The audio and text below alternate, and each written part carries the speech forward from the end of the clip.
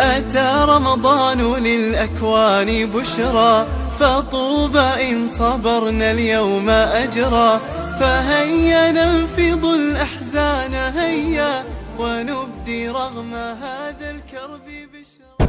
إن الحمد لله نحمده ونستعينه ونستغفره ونستهديه ونعوذ بالله من شرور أنفسنا ومن سيئات أعمالنا. من يهده الله فلا مضل له ومن يضلل فلا هادي له، وأشهد أن لا إله إلا الله وحده لا شريك له، وأشهد أن محمدا عبده ورسوله وصفيه من خلقه. أدى الأمانة ونصح الأمة وجاهد في الله حق جهاده، فصلوات ربي وسلامه عليه. أما بعد، يقول تبارك وتعالى في محكم تنزيله: شهر رمضان الذي أنزل فيه القرآن هدى للناس وبينات من الهدى والفرقان، فمن شهد منكم الشهر فليصم. ثم قال صلى الله عليه وسلم في الحديث: قال: صوموا لرؤيته وأفطروا لرؤيته، فإن غم عليكم فاقدروا له 30 يوما. حدد الشرع الحنيف عدة شروط، منها رؤية الهلال، ومنها كذلك التكليف.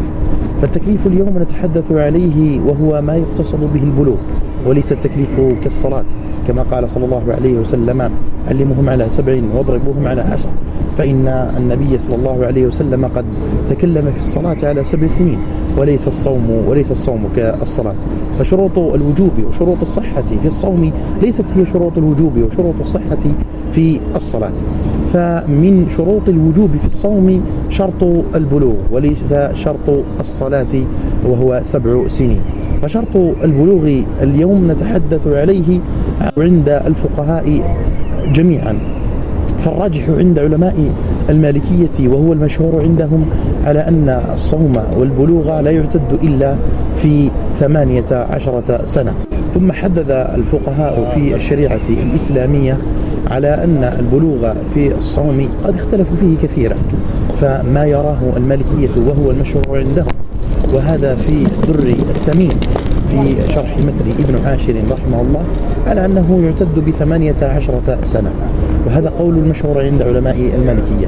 أما المشهور في المذاهب كلهم وهو الراجح عندنا على أن يكمل الصبي 15 سنة، وإن لم يكمل ذلك فقد يعتد بأحوال قد تظهر عليه، منها خشونة الشعر وإنباته، وكذلك إنزال المني وغيره من الشروط التي رجحها الفقهاء.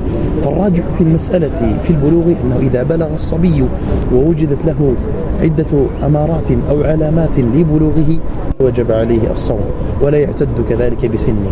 وإذا رجحنا السن فنقول أن 15 سنة كافية للصيام، وتعتد هي الراجحة في البلوغ. هذا، وصلى اللهم على نبينا محمد وعلى آله وصحبه أجمعين.